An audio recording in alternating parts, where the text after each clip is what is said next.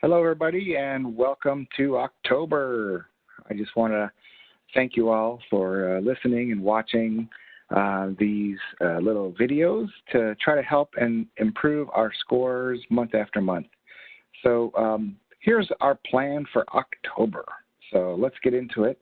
I'd like you to keep on pushing recognition and then start working on problem handling. But first, I'd like to say thank you very much for all of your hard work in the month of September. It really was September to remember.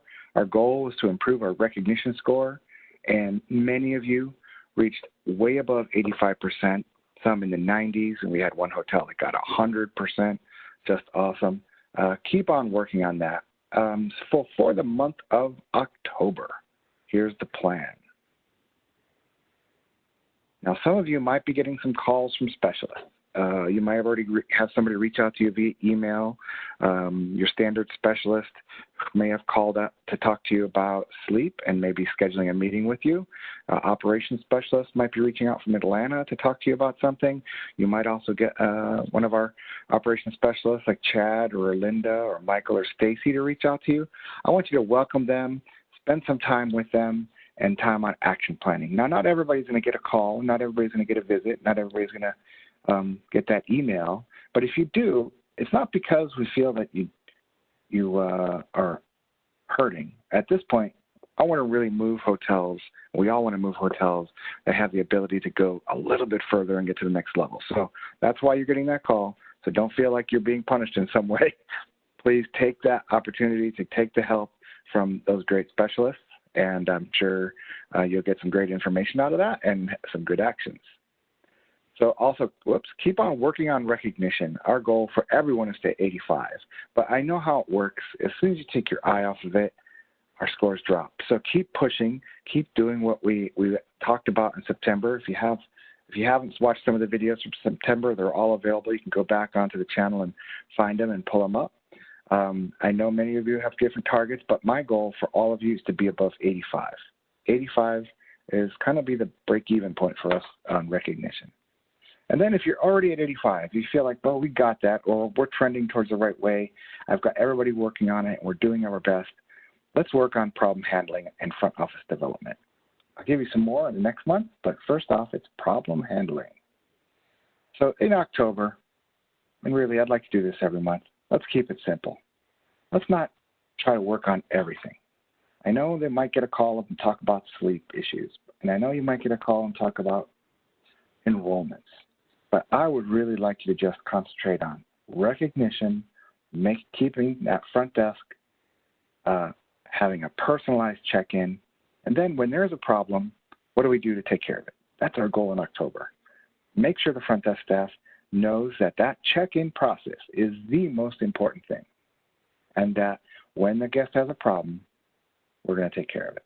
Okay? Keep it simple. Don't get overcomplicated. Don't try to do too many things. Just look at one thing. Have one target on the board. If it's recognition, awesome. If it's problem handling, awesome. You decide which one's going to be for you. So I have a few to-dos. The first to-do is I want you to listen every single day.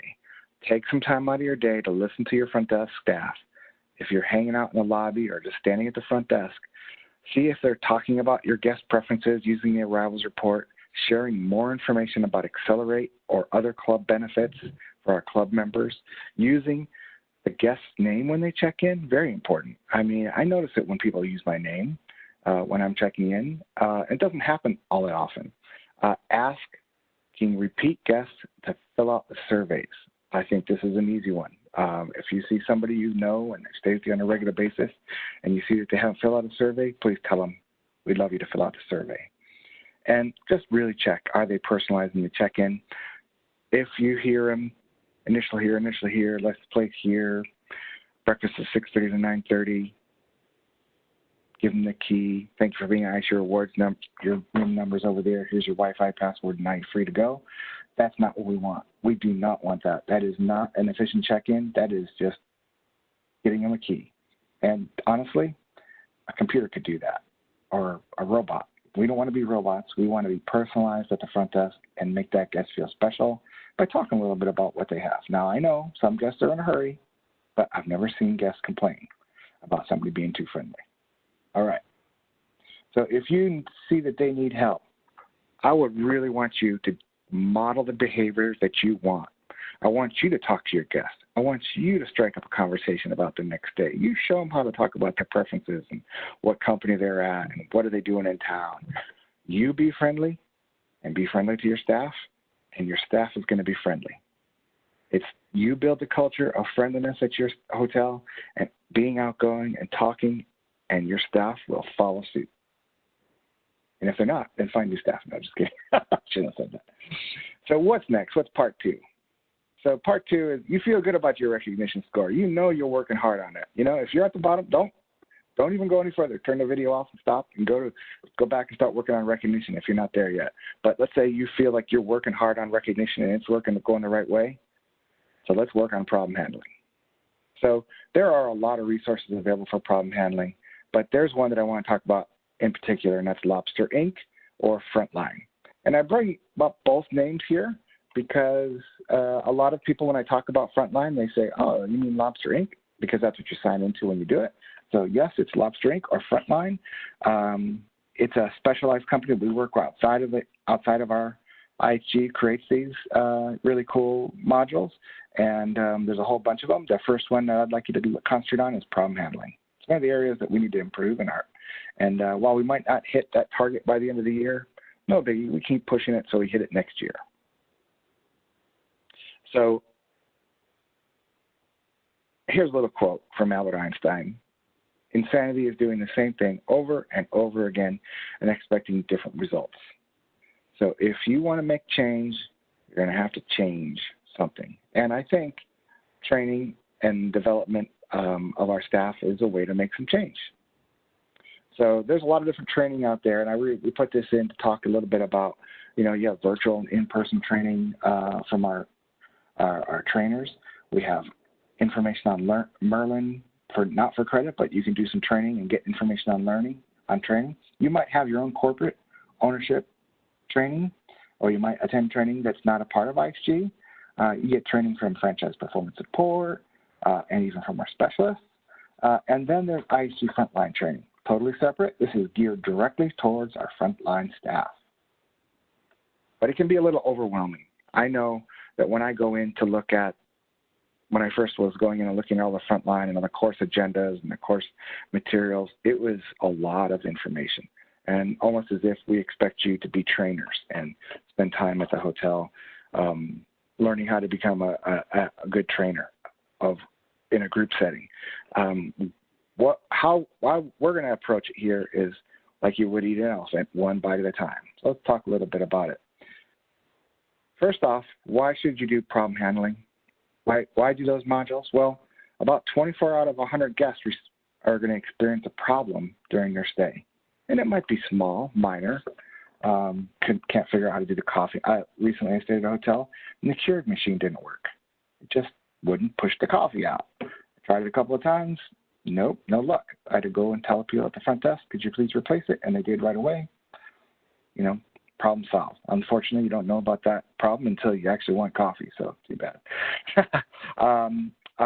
And heartbeat surveys will show that when a problem is handled well, the score can be 25 points higher than when it's not handled well. And so there are some great iLead principles, right? And Frontline, this training in Lobster Inc., we're going to teach our front desk how to utilize those principles, and also kind of talk about some of the common issues and how to handle them. So when you go into problem handling, as I mentioned, it can be overwhelming. The course outline says it takes about 2 hours. Now that's 2 hours if you're sitting in a room watching the videos and then later doing all the assessments. It's longer than 2 hours. And if you've had anybody do it, you know it takes longer than 2 hours. Now that doesn't mean you can schedule 2 hours and do it yourself. So we've come up with a breakdown to kind of make it simple, bite-sized chunks that you can do at your hotel. So what we've done is we've broken up the course outline into I believe we have 9 separate days. So 7 of them are for the training for the front desk and a couple of additional ones. So day 1, and during each one of these sections. And what I'm going to do, and you can see in the email I sent you, there's a checklist, and this checklist has all this information. So things that are in blue are for the supervisor to do. If you see something in orange, that's an assessment that has to be completed to move on to the next level. So day one, and in every day, there's a supervisor briefing telling you why are you doing this, what are we doing today, and a debrief. How did it go? Do you have any questions? So 2 minutes to solve. Just say, hey, here's what it's going to do. So each of these days is under 30 minutes long. First day, 23 minutes, and you can see what's on there. Next day, 19 minutes, where you're talking about emotions and doing another assessment and a little debrief. Third day, there's no assessments, but we're kind of jumping into the iLead.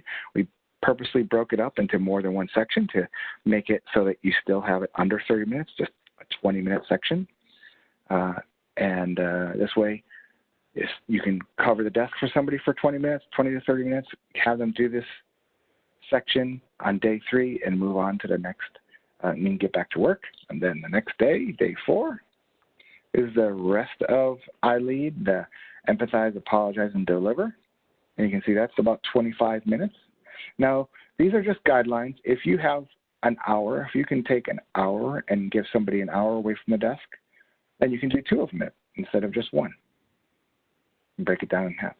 So here's day 5, where now we're going over the solution and an assessment, another debrief. After day 6, and then day 6, we're talking about taking some of those common scenarios. And you can see that there's more. If you added up all those times, it's more than 26 minutes. So you have to choose 3 of those scenarios or do them all. It's all up to you. So we say choose 3 to complete it. Day 7 is now the assessment and supervisor debrief, just a short one. Just take the assessment on day 7.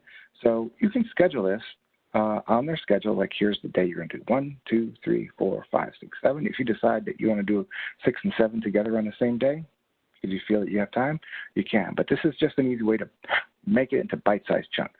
And then day 8 is a post-assessment. So there's one more test. This is to finish the whole thing off, like how did we do after the entire training. And then we give time for the supervisor on day 9 to input the assessments, and then some additional leader coaching, 15 minutes to come back and say, so let's talk about what you learned and how we're going to apply that to what we're doing at the front desk. So, doing the training is one thing. We're not doing the training just to check it off.